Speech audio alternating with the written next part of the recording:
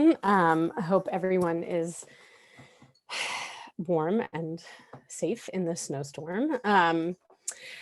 And I just saw a note in the chat that from Nyree that Chanel has some youth here. So shout out. So glad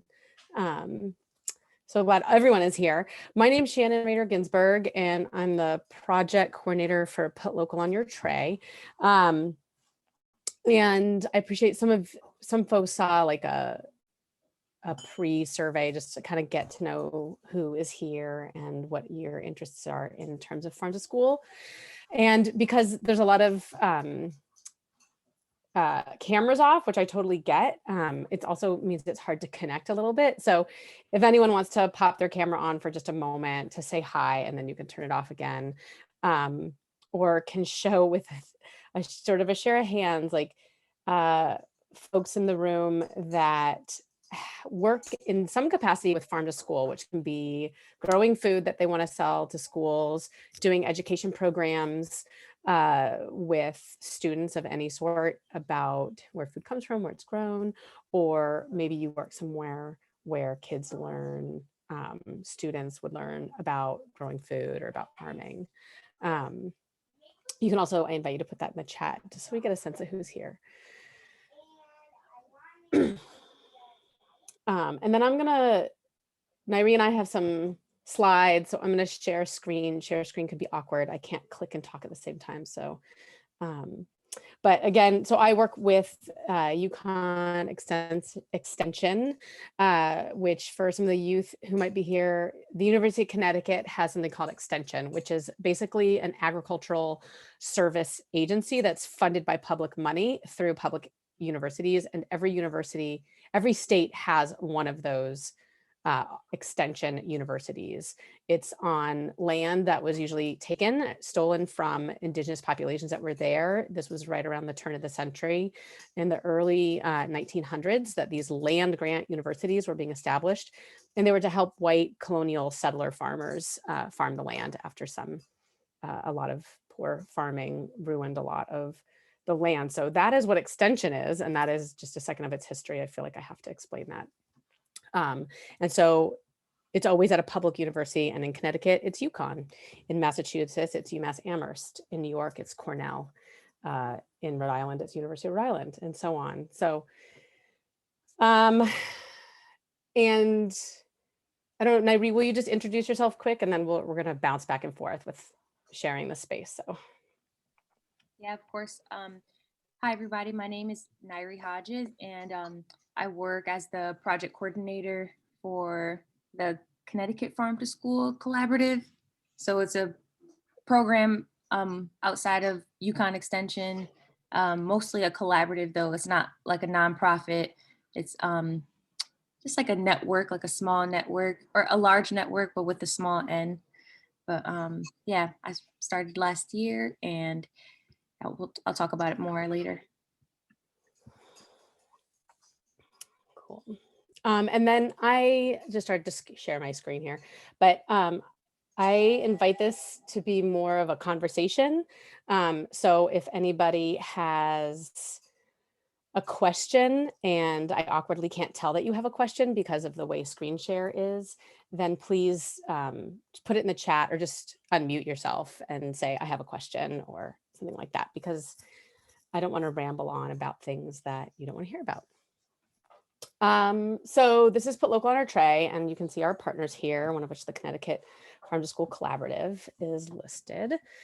And here's my contact information and our website, which I can come back to at the end if people need it. So just to very quickly talk about what Put Local on Your Tray does, we connect farms and schools. So we're just a small program out of University of Connecticut Extension, and we provide one-on-one support. So I talk to food service directors at schools who want to do some procurement. So there's sort of three areas of farm to school. There's procurement, or like actually buying food to put on menus or taste tests. There's education, farm to school education, which is like where your food comes from, connection to land, some stewardship, this is how seeds grow. And then there's also community resources, which might be field trips to farms, farmers markets. This kind of like is what farm to school has been known for.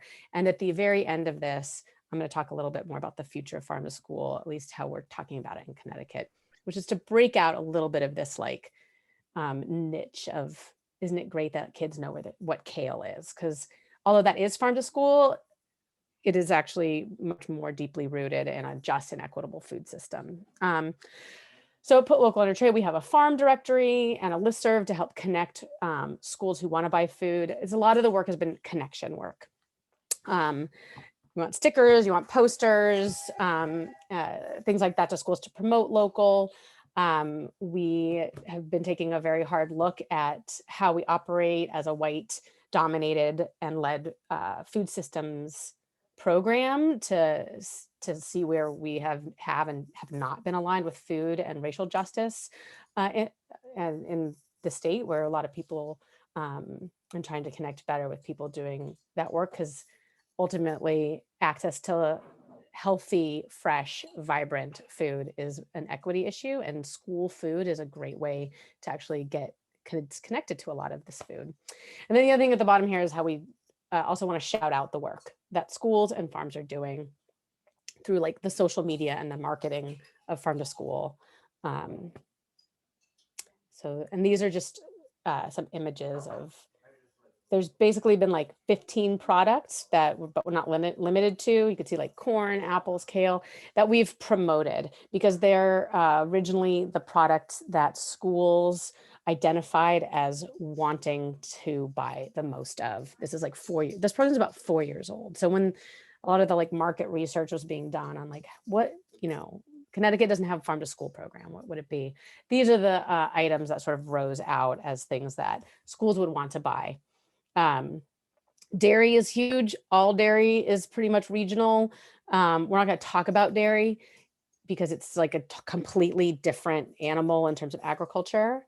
Is there anyone on the call here that is doing eggs in some sort of larger amount or would like to do eggs? Because I can't see you. You can just unmute and be like, yes, and then I can hear yeses. Yes. Daniel too, so yes, okay. So eggs, and there's currently a bill in the legislature to change this, but eggs have like very strict rules around how they're processed. And so we don't talk about eggs when we talk about selling direct to schools. We just sort of like look over here. So we don't promote that in our program because you have to have a lot of different, there's rules and regulations around it. So the sort of pre-survey work that MC just sent out when you registered kind of brought up these 4 concerns or obstacles to farm to school. Farm to school, in its most basic sense of procurement, what we're talking about here, like buying and selling some local product, there's a lot of perceived barriers. So it's not to say that they don't exist, but that, you talk to what we hear a lot from growers is, oh, they can't afford, they won't pay what it costs to buy my product.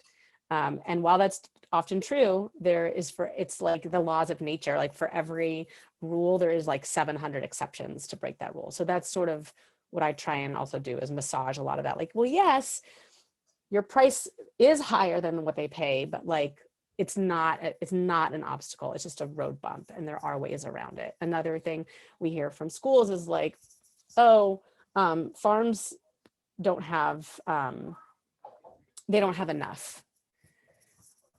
And what we talk about is like, well, what are you trying to do? Are you trying to serve local carrots on your menu every day for 20 weeks? Or are you going to do one local side dish a month at one school? Oh, well, then that's just like 100 pounds of carrots. Oh, so we'll get to that. So there's these sort of things. So school willingness. So we hear a lot of that stuff. So you'll see in the checklist that there are a lot of districts, and I try and use the word districts more because schools don't operate individually. And we are also a program that worked with public school and also EC. It's just starting to do early child care education centers. So home daycares and preschool centers. We're just starting to like see what those folks are all about, because there's a lot of market potential in those centers, because it's also smaller amounts. If you're going to feed 40 preschoolers and you want to put kale on the menu once a month, that can be something that smaller acreage growers might be able to manage more than, Bridgeport School District. So we work with public schools for that. And then another thing, as you kind of like read these check marks over here, are that we find that urban districts, rural districts, wealthy districts, under-resourced districts, all these things, it's really about the person in charge who wants to make it happen. Because right now, the districts in the state that I think do the most consistent and values-based, passionate about farm to school is Hartford Public Schools, because the food service director totally gets it. And then also Mansfield Public Schools, two very different districts. Mansfield, like white, affluent, right next to UConn, located in ag country. And then you have Hartford Public Schools, like large, urban. They have totally different economic structures to how their district funding is based, more or less. And yet they're like all in. And likewise, we have a lot of districts that you think like Litchfield County Schools, or like the shoreline schools down near Greenwich. I mean, right now, the assistant food service director in Bridgeport is like way more passionate and interested in local food than the Greenwich people. And when we talk to them about why, it's not like anyone's right or wrong. They just have different barriers in their mind about why they can or can't do this work. So what I've learned in the past 2.5 years of doing this is that it's hard to put a finger on like, well, those types of districts can, and these kinds of districts, and like, it's just people are breaking through these barriers, mostly based on their own values.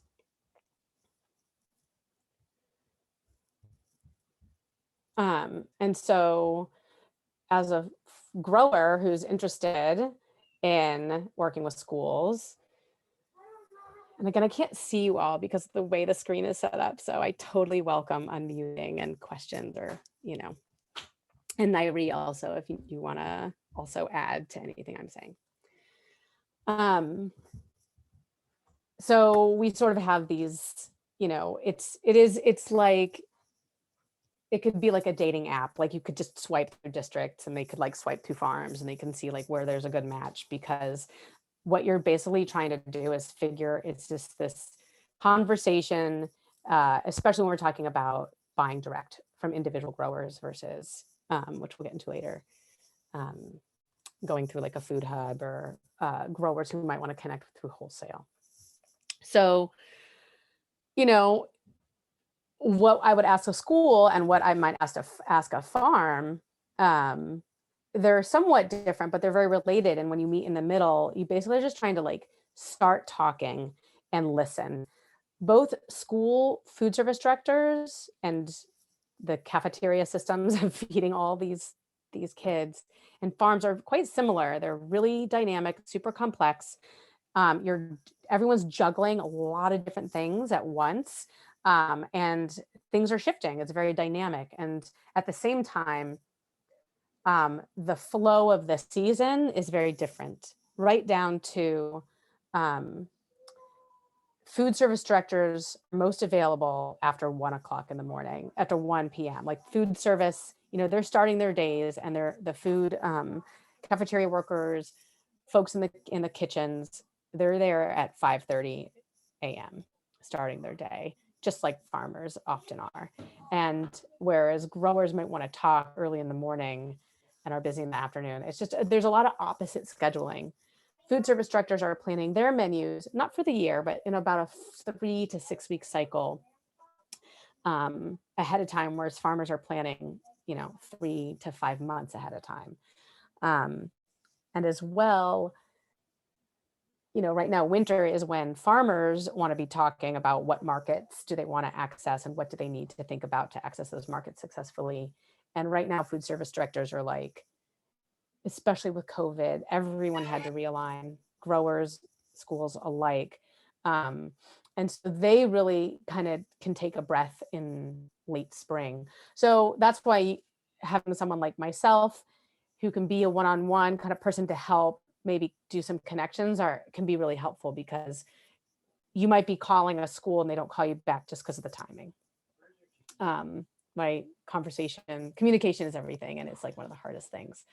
And both parties need to be flexible, responsive, persistent. And even though it's COVID, in the past, I would even encourage some sort of meetup, whether you invite somebody from schools to your farm stand, or you are invited in to check out the cafeteria and kitchen, which of course isn't happening right now. Has anyone that I'm talking to in little boxes here connected with schools about selling and want to share a story of how that went?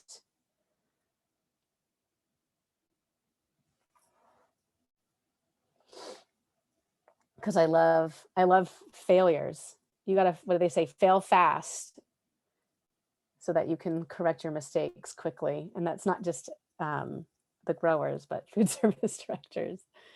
Okay, well, I'll just keep going.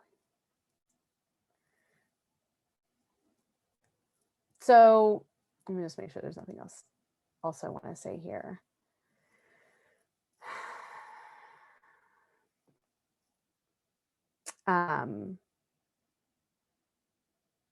Okay, let's get to this. So I might have said some terms or some words that may or may not have been familiar, which is always annoying. So, oops, I don't want to do that. I don't want to do that either. Okay, good thing I only have 5 slides. So when you are reaching out to schools, there's like a lot of lines to cross. So I keep using the word food service director, or FSD, you might see. That is the person in charge of food services. And often they're not a chef. They have nutrition backgrounds.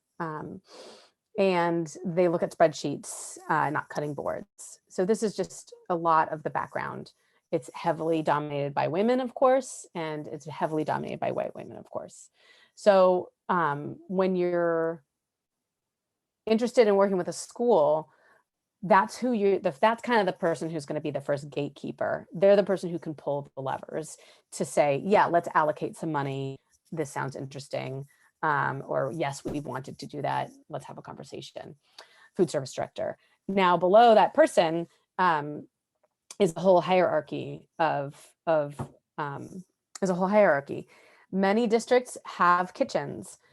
Some districts have a central kitchen, like New Haven has a central kitchen. New Haven Public Schools has one giant building with lots of people cutting and cooking foods that are being sent out in trucks across the district.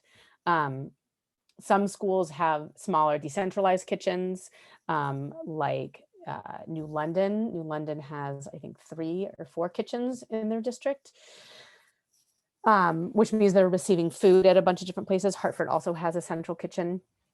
And so all those kitchens will have kitchen managers, and it just depends on how that food service director has structured their hierarchy, how much freedom they have to make some purchases. The next thing down is how are food services run? So these are just good things to understand when you're like, I've called my district and like no one calls me back. Sometimes they say to talk to like someone in charge of nutrition, but you're really looking for the person who's buying food for the kitchen if you're interested in procurement. Now that person should have some allies, which is in that other slide, which is, on their side of the court. Because the more support that food service directors have from parents, the Board of Ed, then the more likely they're going to be able to leverage their finances around it. So you have two different kinds in Connecticut, two different ways that school food services are run. There's something called self-operating, which is like New Haven, Hartford, Mansfield. I have a terrible memory, and they run a kitchen. They have contracts with wholesalers and distributors, and they run their food services. The other is contract management companies, which is like Branford, who has a food service director, but they're contracted with Chartwells to run all the food services. So they don't have a kitchen there. That's like people in Naugatuck Public Schools works with Sodexo. Sodexo does all their food services. Naugatuck Public Schools food service director loves farm to school, and she has managed to do a lot of locally grown farm to school work, even with a contract management company. Contract management companies, a little bit harder to get into because they have contracts that they've signed. And those contract management companies have their own ways of getting food. So on the other side of this puzzle is for us to work with food service directors. So when they're creating contracts with those companies to say, how can I still leverage some locally grown or direct purchasing? So if you are talking with a school district and you learn that it has a contract management company, it's a different set of strategies and questions. And you can call me and I can help you understand that or connect with that food service director. The other part of that is town run versus regions. So there's 169 parochial, tiny little towns, each who want to like hold on tight to the way they do things in Connecticut. I'm from California, so not from Connecticut. So I tend to like be confused by this way of thinking. And what that means is that's why you have 169 health departments. So for those of you who've sold at farmers markets, where every town has a different health. Anyway, I don't know if that's familiar to anybody. Same with food services. So for example, we have, Hartford Public Schools has their own food services, but then we have Region 4, Region 10. A lot of the districts in northeastern Connecticut are run by, I'm blanking on the name of it, but I'll remember at some point. Like another food services, like Ed Advance is one of these like big educational, they do everything from like busing to food to like special ed to managing like all kinds of stuff. So Ed Advance is doing all this procurement for a bunch of districts in Northwest Connecticut, because when you're a tiny little district, it costs a lot to run food services. So also knowing then if your town has its own food services or if they're part of more of a region district. And you can find that easily online. You can also, we have some information on our website about that. Is everyone awake? Everyone knows this as the sun goes down. And the other thing down here is, another thing we hear from farmers is that, well, it's the bidding process is too complicated. Like there's these contracts, like if you're going to sell to a school, I got to put a bid in, it's confusing. There's all this, I got some paperwork. I'm not big enough. Like, I don't understand this. I don't have all these, that gets into food safety. So there's a little phrase called micro purchase. Sometimes it's called an opportunity buy. And some food service directors may not even know that they can use this. So if you're like, oh, have you used what a micro purchase is it's like, it's being able to spend your money, spend the food services. They have a lot of freedom in how they spend their money. They get reimbursements from the government. It's very complicated, but like they basically have money that they could spend on food. It's not beholden to a contract. It's not beholden to a bid if it's under a certain amount.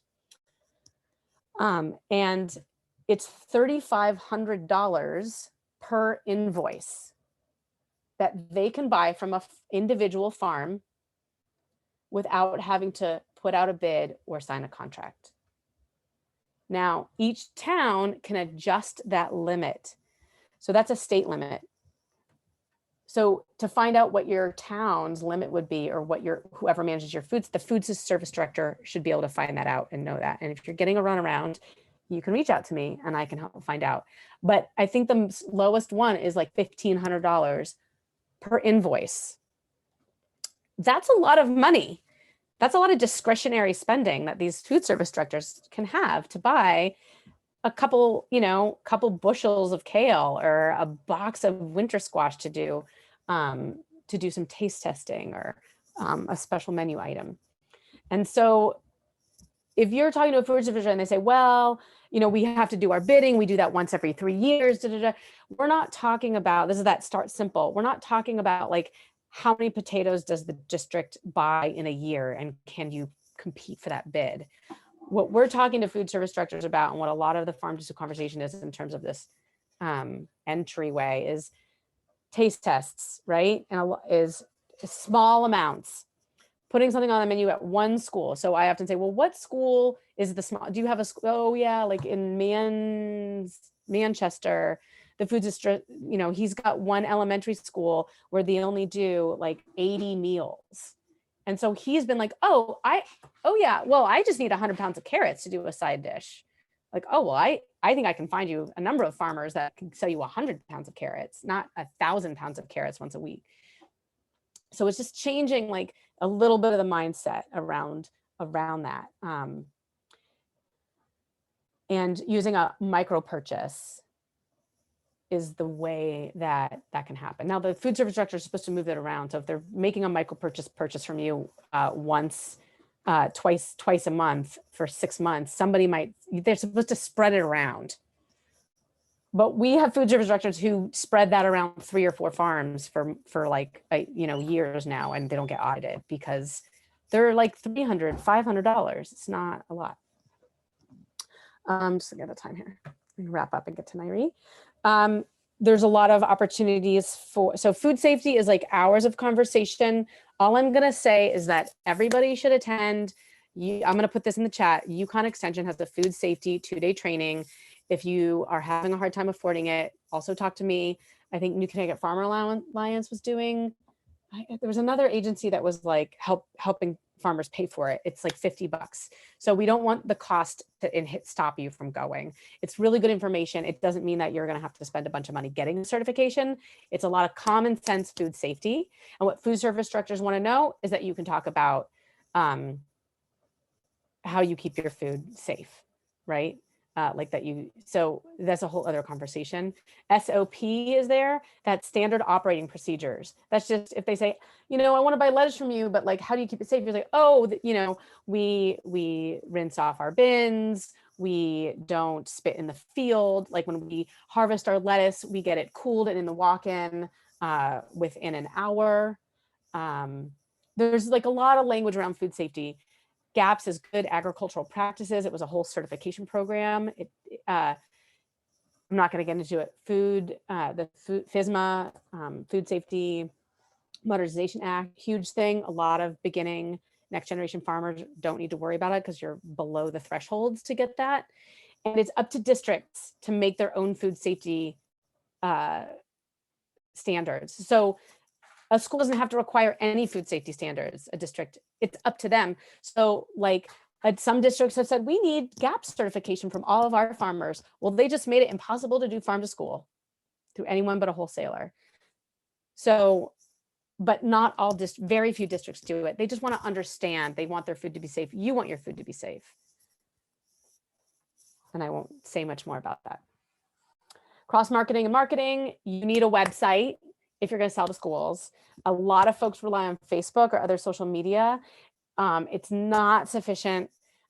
This is true for a lot of older folks who have tried to get into direct marketing, who had farms that are just doing wholesale.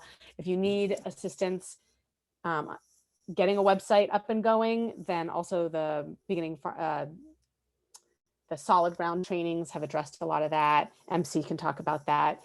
If you don't know how to build a simple website, don't let that be a stopping point. There's totally resources in Connecticut. Like a lot of us want you to succeed and we want to help you.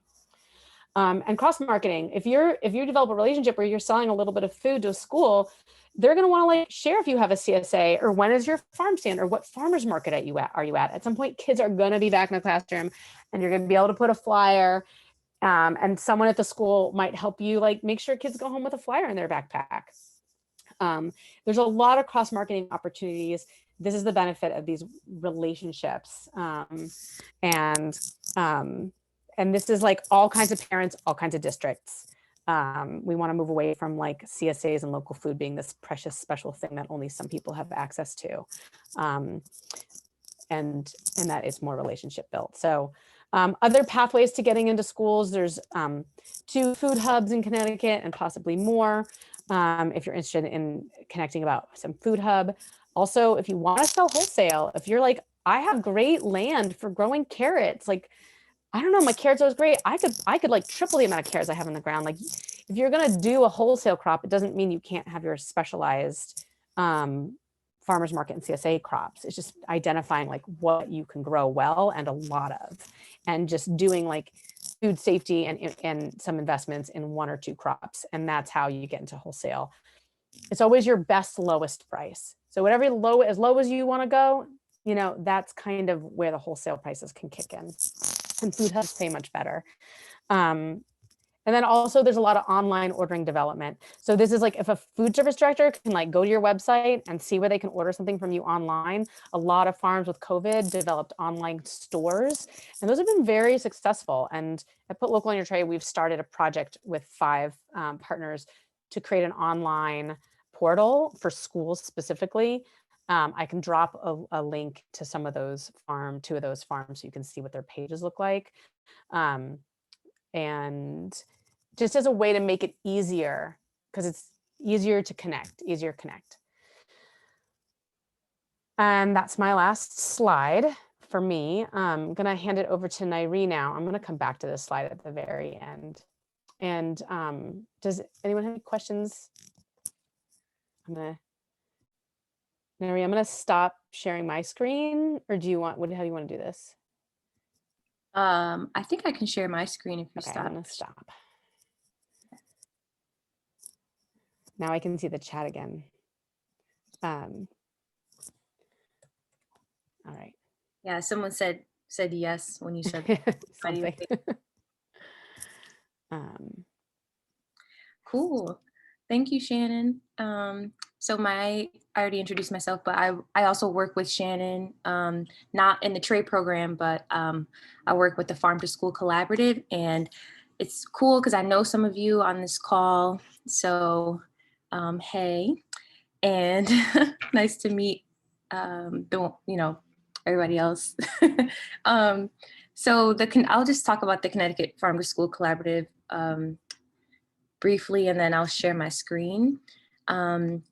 So the collaborative was created / launched in 2016.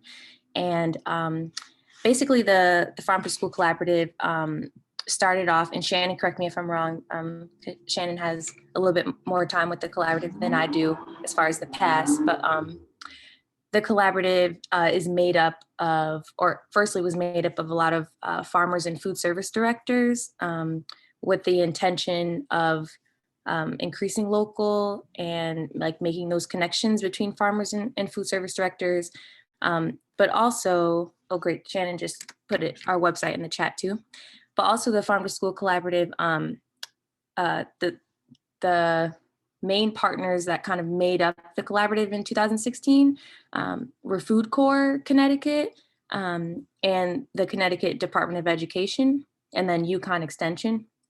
And then as time went on, I believe the collaborative has kind of like shape-shifted and formed a little bit. So now here we are in 2021, and we have monthly Farm to School collaborative meetings. They're all virtual now, but they used to be in Hartford at the Extension office or the UConn Extension, one of the Extension offices. And now our meetings have changed a lot, where they're more of like presenter meetings, and we're really trying to uplift community in Farm to School now, in the Farm to School Collaborative. So For example, our last meeting in December, we had Herb Virgo come from the Keeney Park Sustainability Project. And some of you may know about Herb Virgo, but he leads a really great team. And I know that Herb is like a great aggregator for working with other farmers in Hartford and like getting or collecting food from, Herb's the best, from other farmers and selling them to Lonnie, the food service director. So that's great. So Herb is like a very great example of someone who's doing community work and then also kind of upholding those farm to school principles too. So that's kind of what we want the Farm to School Collaborative to change into, to be more of a space for community, a space for people to talk about like what they're doing in Farm to School, even if it doesn't directly relate to like procurement. So sorry, let me just check my notes here. I'm just gonna start sharing my screen now. 1 second.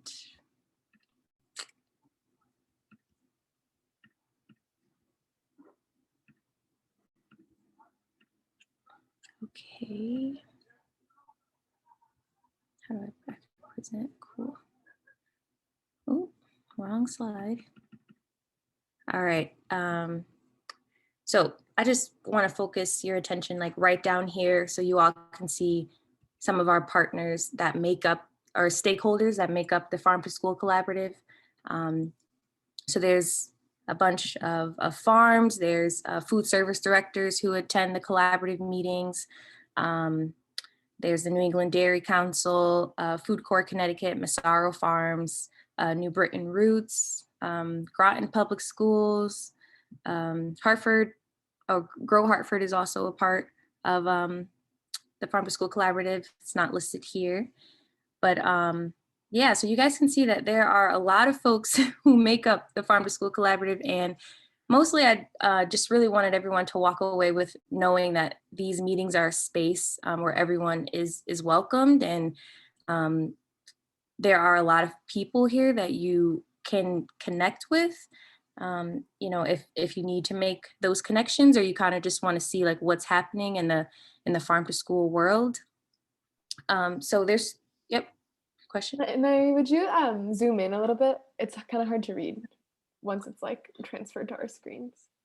Definitely. Let me see if that's possible. But also, if not, your reading it aloud is also very helpful. Okay. I think I can zoom in. Hold on.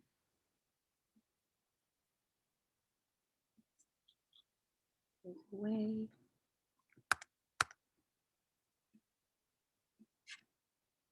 Does anybody know? Like, okay, we do this. I feel like that just zooms in on the sort of the rest of the page and not the presentation. I think when you press present or then there might be an option.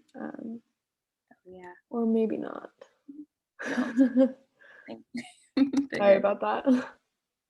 No, it's okay. It's not your fault. But if you do go on ConnecticutFarmToSchool.org, you'll be able to see all of the stakeholders who make up the collaborative listed there too. I could read a bit more too. And Hunger Connecticut, Echo Farm, A Pinch of Salt, which is my friend Raquel Rivera, and some of you may know her too, but she's like a local chef in Bridgeport with her own business. Green Village Initiative, an urban agriculture nonprofit in Bridgeport. So this is very much across Connecticut, which is cool. Common Ground is also a part of the Connecticut Farm to School Collaborative. They're a high school and an environmental education center in New Haven. So those are kind of like some, and the Connecticut Department of Agriculture is another big one. And then some other food service directors are a part of the collaborative too. So there's 3 ways to engage with the collaborative. You can sign up for a newsletter. So that's kind of like the distant way, to engage if you just want to just like stay posted on what's happening, but don't necessarily want to go to all these Zoom meetings, which is totally understandable. If you would like to sign up for the newsletter, it comes out once a month, and feel free to just put your email in the chat, or you could just chat it to me privately if you'd like to be added to our newsletter, and I'd be more than happy to put you on our member list. And then a second way to be involved with the collaborative is through our action teams. So in November of 2020, the Farm to School Collaborative went through this summit where they developed a Connecticut Farm to School Action Plan. And out of that summit came 3 action teams. So now we have the Connecticut Farm to School Increased Ease of Use team, increasing farm to school education, and increasing resources and funding in farm to school. So sorry if that's a lot of information, but basically we just have 3 action teams, and these action teams meet and they're a part of the collaborative, and each action team is just talking every month about how they can do this, how can they increase procurement, increase education, and increase resources. And those people come in and out of those action teams, but we have a few true members. This is kind of a timeline, but I'm going to skip through that. That's our team there. That's myself, and Dawn is my direct manager. She works with Food Court Connecticut. Jeff Martin is also on the project team, and then Monica Pacheco, who works for the Department of Education, and Aaron. But now this needs to be updated. Serena is now the person who works with us now. So sorry, y'all. I'm just going to kind of skip through these. Some of these slides need to be updated, but I wanted to go to the action team that's actually relevant to this conversation. So the ease of use team. So Shannon has a big role in leading that team, and that action team is working to increase local procurement in farm to school in Connecticut. So we meet every month, and right now, kind of like a success in 2021 is we're collecting data with the ease of use team to figure out, and Shannon, you might want to speak more to this, but we're kind of collecting data and asking people to fill out a survey right now to figure out exactly what we should be collecting data on. And right now it looks like it may be those perceived barriers on actually what do certain districts see it to be like so difficult to do local procurement. It may also be us collecting some data on farmers, on urban farming. So it's not exactly said yet, but here's an example of like what the Farm to School Ease of Use team is doing. And then lastly, we have another team called the Increased Resources and Funding team. And I'm just going to share my screen again, so you guys can see what this team has been doing is, and I hope, is this our bill yet? Nope. Is this our bill, Shannon? I'm thinking that this may not be the one. I was actually just looking for it. Yes, that's it. This is it. Okay. There's 2 farm to school bills in the legislature. That is, yes. I was just looking for the link. Okay, great. Thank you. So the Increased Resources and Funding team, what that team did is they introduced a bill this legislative session to get Connecticut's first farm to school grant. And in writing that bill, we made sure that it's not only available to like nonprofit agencies or schools. So this is a bill that like, say, like a non-formal educator like group would be able to fill out, like someone who's basically not registered as a 501c3. So that's really great. We're asking for $300,000 with 15% of that being for technical assistance. So we're definitely going to need support with this bill, you know, people to show up in the Zoom room and say how important it is that Connecticut has this and needs this. So this is an example of like what has come out of the collaborative from last year to this year. And I think this is, and not to like crap on any of the other two teams, but this is like a really big victory for the collaborative, like as a whole, even though it came out of the resources and funding team. I'm gonna stop my share and just ask to see if anyone has any questions or comments. Cool. Okay. All right, we got some emails for the newsletter. Let's see. Oh, and the last thing I just wanted to say is, if anyone is interested in attending a collaborative meeting, so that was the third way to get engaged. So the newsletter, the action teams, and then actually coming to a meeting. So we have those meetings once a month on the third Wednesday, and they're 1 hour, 9:30 a.m. to 10:30 a.m. And like I said, they're presenter meetings now. So the last one, her Virgo came. This one, I think we're trying to get someone who's doing indigenous food in farm to school. I think there's some good examples of that in New Hampshire. So that's who we're trying to get to come to this farm to school collaborative meeting in January. We're in February, oh my God, in February.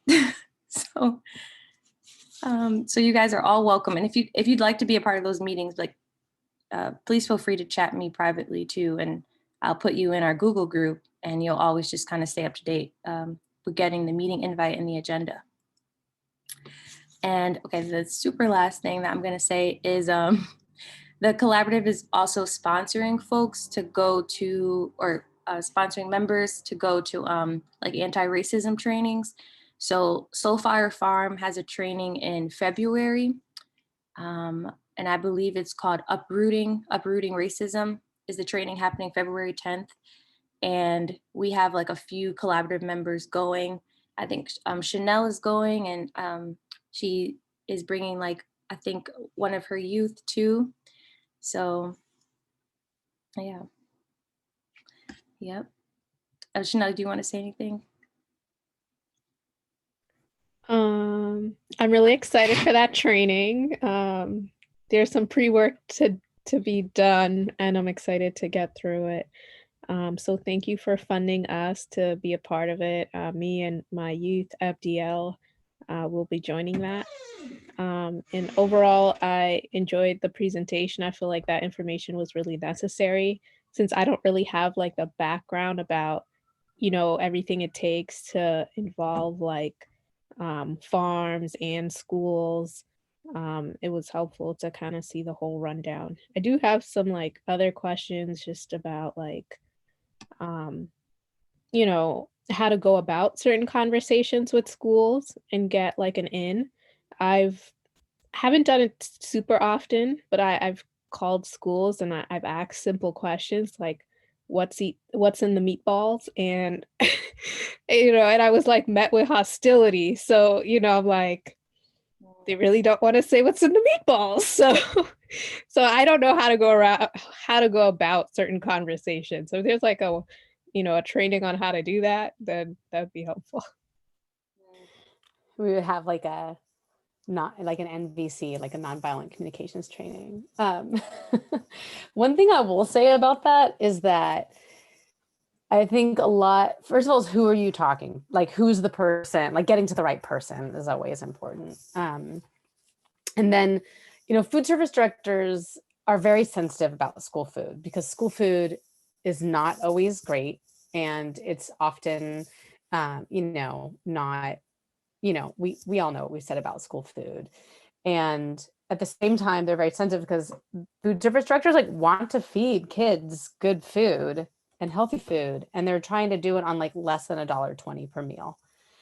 So I think sometimes the relationships, like have to come before the questions in some ways. And so, also they may not know because meatballs might be something that's coming made, like they're not making meatballs in their kitchens, but they're buying pre-made meatballs. So it is interesting. As I've learned a lot about like how like some food basically is like free to schools through the Department of Defense and the Department of Agriculture. And so they'll never buy certain foods locally because they literally get it for free, and they basically have $1.27 to spend on a kid's meal. So there's other money that can come in and be allocated. And I think that there is a sensitivity. Like we eat New Haven Public School food, and sometimes it's amazing and sometimes it's not amazing. And at the same time, like the rib sandwich, that's just like a pressed piece of meat. And I'm like, I don't know what that is. And at the same time, like, I also know that they're like feeding 12,000 children every day. So like they got like pressed meat mystery to make into a rib sandwich. Like, I don't know. But I do think some of those questions, like you have to like get into like, what is it you really like? Do you really want to know what's in the meatball? Or do you want to know if there's an ingredient in something they make that maybe you could provide? Right. Which is just a little different way of like framing, like, so, you know, what's in that chicken fried rice that like, what is in that, or like, so I think some of the inquisitiveness and the listening is like, and I have to say that I'm a customer of school food, which I hadn't been 2 years ago because of my kid. And it has been an amazing education for me personally. Like, again, it's like that relationship, and like, I can talk, I've learned so much more about it. And so, yeah, Chanel, who are you trying to talk to? And is it even the right person? So you're not like getting blown around. And yeah. And the collaborative meetings, I think, are a great way to like start to meet people and form some relationships with folks who are thinking about this a lot, thinking about like how to make school food better, how to make it more accessible, how to get better funding for it. And related, I put it into the chat, especially since we have a lot of young people. So there's this school lunch debt bill in the legislature that says that schools cannot collect money nor deny students lunch if they have outstanding school debt. And they have a public hearing on Thursday. Is that the 4th on Thursday? Where are we? Yeah, because today's the 1st. And so if you Google this, SB, that's Senate, SB stands for Senate bill. Sometimes you see HB, which is House bill. I think it was 40 before I realized that. So it's these kinds of things that like school lunch debt is a big inhibitor to students getting school food. And when students don't get a school food lunch, the school doesn't get reimbursed for that meal, and then they don't get money, and then they have even less money.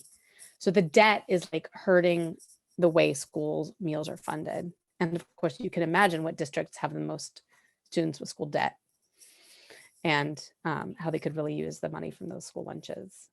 I don't know. I kind of went on a tangent, Chanel, if you want to say anything. No, that's really important. Yeah, my thing is, why do students even have to pay for school food? Yes. It's not good food. Like, if the cafeterias were a restaurant, no one would ever go back there or rate it 5 stars on Yelp or anything like that. So they're paying for food that's not always nutritious, doesn't taste good. They're literally required to be there by law, and some families can't afford food, so I don't know. Is there a way to push the bill to say eliminate school payment for lunch or food in general? Like, I don't know. Is that a possibility? So I couldn't have asked for a better. This is just the last slide that I wanted to share with everyone. So there's something called universal school meals, and there is a lot of like the National Farm to School Collaborative Association. I never remember what the organ, the National Farm to School. What is it, Nyree?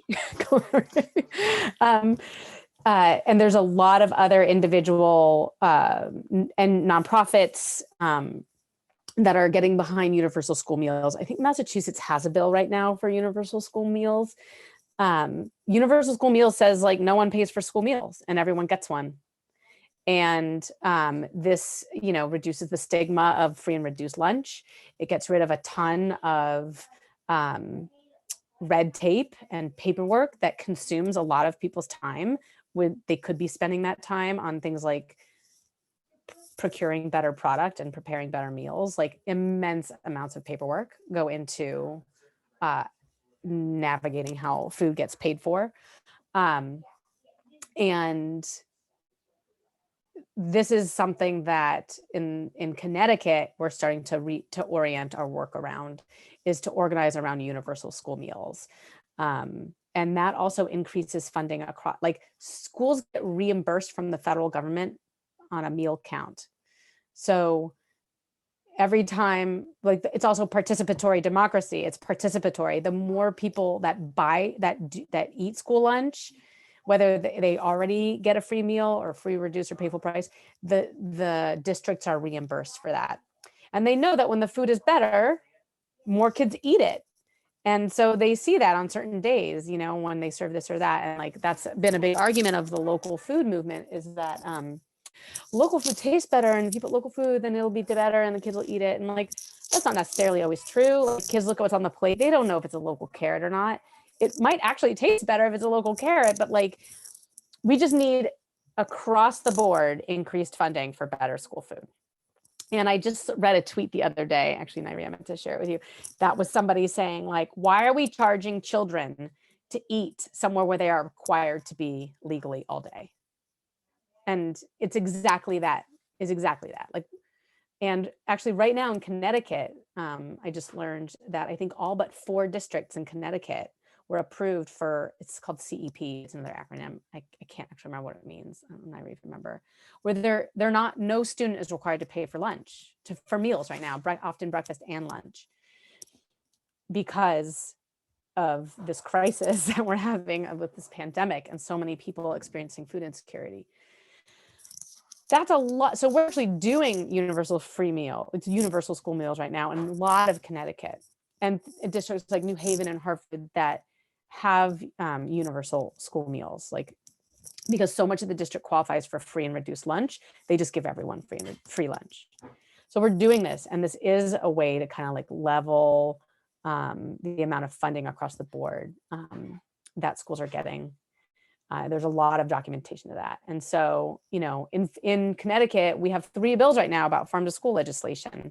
So when you write your testimony, which you can submit testimony for the school debt bill online, you don't have to like show up in the Zoom room, you can write it in. You could say, and I think we should have universal school meals, because the more that language gets in, is heard by legislators, the more they're like, oh, so when a group like the Farm to School Collaborative works together to put a bill together, maybe that's coming a year from now, that it's all about pushing this agenda to make like equitable, healthy, accessible school meals for everyone.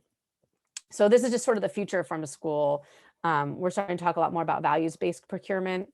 This is sort of what I'm most interested in. So we talk less about local food and more about how do we purchase food that upholds justice, equity, diversity, inclusion, economic justice, environmental justice, and working with farm businesses or producer businesses to also align with these values, and then market it, and like,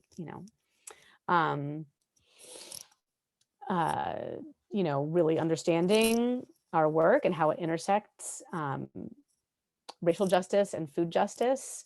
And racism in the food system is nothing new, and it's something that people experience every day, and our work can't ignore that anymore in a local food movement, whether you're talking about the local food movement with schools or farmers market, CSA, like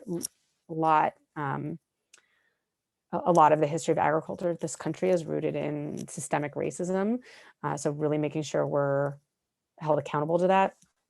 And then continuing to disarm perceived barriers, again, create new opportunities, like It's all about market access. If you're growing food, there was I think it might be 4 years old now, but the Farm to Institution New England did a really comprehensive study of farm to institution work, and schools were the fastest growing buyer of local food at that time. And it was like a regional study.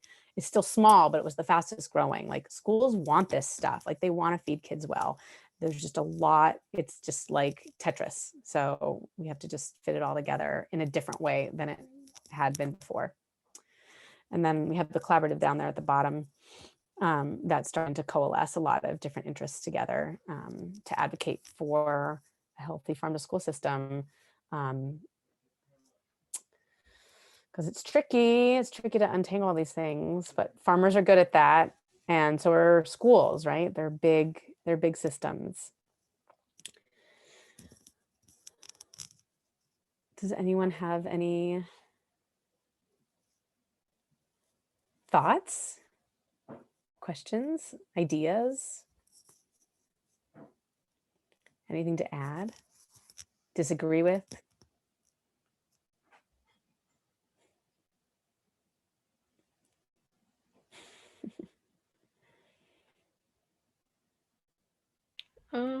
I can ask a question, like, in terms of like the school budget, who's deciding, the school food budget? What does that depend on? And how can schools get more? Such a good question. So, and this, I could probably answer part of it, but not all of it. School district budgets are, district by district. The Board of Ed passes them. Food is part of it, although not often.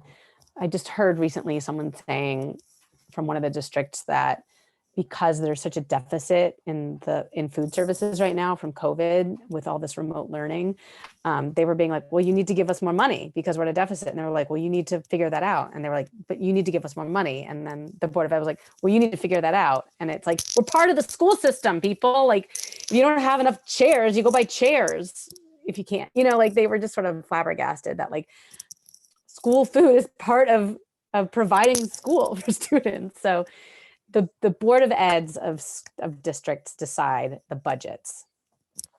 Now, part of that is that schools that qualify for free and reduced lunch based on the demographics, which is like probably this very complicated set of, federal tax information, which is completely structurally unjust.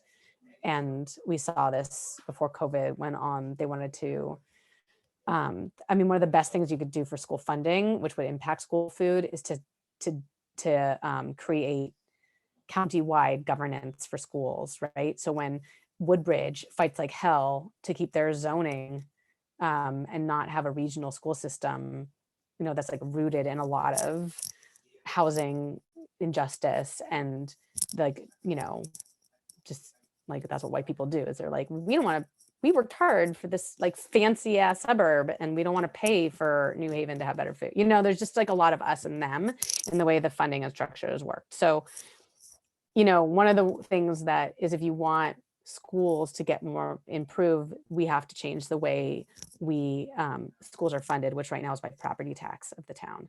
So we have to do away with these property tax and education laws. That would be a great thing for school food. And paying attention to that. And this happened on the shoreline about a year ago. And all these like affluent, mostly white, probably all white families like marched up to the Capitol and demanded that the tax laws didn't change to shift the way schools were funded. And they won. And it just is terrible. So free and reduced lunch. So when a district actually, you'll hear some food service directors say, because we have a high free and reduced lunch population, we get a lot more money from the federal government to pay for school food because we're getting compensated for those meals. Where you have like wealthier districts say, well, we don't get free and reduced lunch funding, so we actually don't have a lot of money. But your PTA raised $50,000 to send kids to Washington, D.C. and you're telling me you don't have enough money to like buy better school food or whatever. So again, and then it's all across the board. And so in like Mansfield, despite a deficit up there of like a fairly affluent district, that Board of Ed voted to increase the amount of food going into the schools, and so that she could keep buying local food, because they were like, oh, we value that. Because again, it's like this values-based procurement. We want you to be able to keep buying food even though you're running at a deficit, so we're going to allocate money there. I don't know what they took it from. I don't know how those budgets work. So that's, I don't know if that answers a little bit of your question.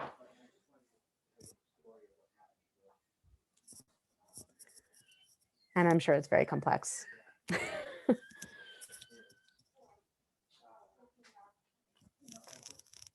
But they are getting reimbursed through federal programs. There's like a complicated litany of federal programs that there's also like money, again, through the Department of Defense. It's a contract that is signed where schools can get basically, it's like apples and meat and things that come. And so you'll hear food services say, oh, that's, we get those for 5 cents a box, because it's subsidized through the Department of the Defense, because they're such massive buyers of product. They get the lowest prices, right? They're buying, like, they make contracts with producers for like millions of dollars. And so the excess, or, goes, it's like the same way that prisons, federal prisons are buying food. And it's the same food that like army bases, it's like through those like massive contracts.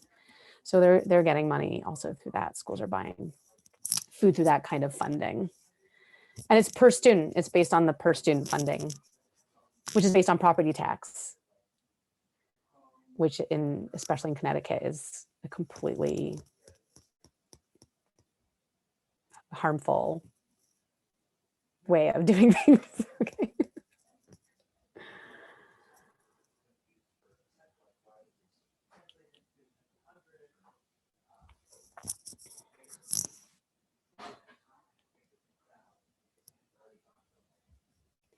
How many of the young people in this call eat school lunch on a regular basis? You can just like put a thumbs up or something. Or you could click your unmute just to say, do you all, only the time. Yeah, who's go in school right now, I guess, daily.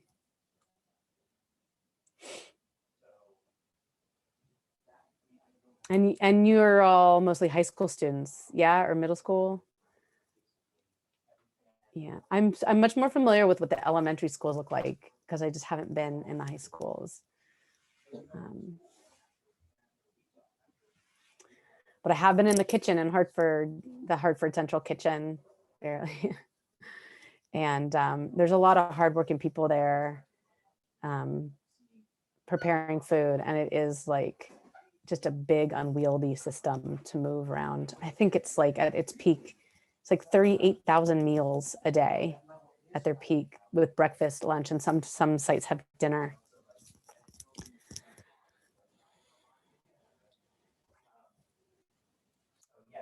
Well,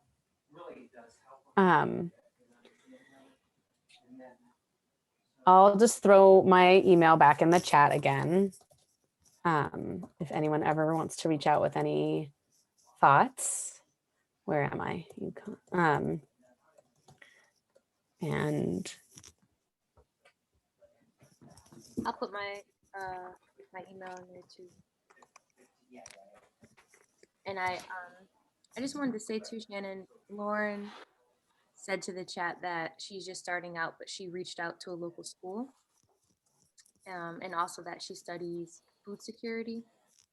And I just wanted to say to that the National Farm to School Network is saying how I think their goal is by 2025, 100% of communities will be in a racially just food system. I think that's their goal. I hope I didn't chop it up, but it definitely says racial, definitely says 100% of communities in 2025. So it's just about right. But yeah, but our goal is by 2032, 100% of schools, K through 12 schools and ECE centers will have access to tangible local food in schools. So with that being said, like we're also trying to be very explicit within the Farm to School Collaborative and saying that that food security and racial justice and food justice are huge parts of farm to school. And like Shannon said, Connecticut Farm to School has been historically very, very white, but we refuse to believe that narrative that people of color like aren't interested in farm to school, or they're not doing work that correlates or is farm to school.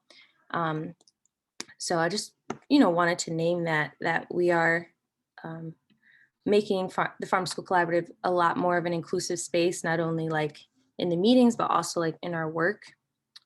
So, and like with people like Chanel being a part of the education team, and Sarah, I did an interview with Sarah, and her responses really helped me out too. So, it's however you would like to engage, your comments, your questions, like your feedback, like how you'd want to get involved by something like this, like any little thing is really appreciated, because I think it helps us like shape the type of programming that would actually benefit folks like you, like farmers and educators. So please do reach out, even if it's just to say we're doing this project. It'd just be great to know who's in your network,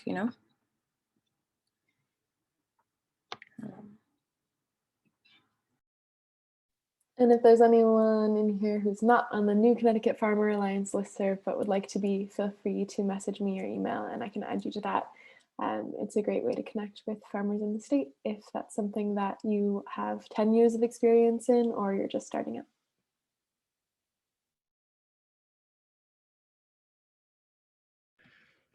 Well, thanks, MC, for inviting us to talk about Farm to School, and it's nice to talk about it a little bit. I hope there's something useful in there. And I hope everyone gets to have some fun in the snow a little bit tomorrow. Besides Shovel just out your shoveling. cars before it gets too frozen. That's what I'm about to go do. Thank you for that tip. Thank you so much, everyone, for coming. And if you have any questions about any of the other workshops that are going on, feel free to reach out to me. Thanks so much to Shannon and Nyree for your incredible presentations. I learned so much. I'm so excited for Farm to School to be in every school in Connecticut soon enough. Thanks, everyone. Thanks, y'all. Thank you.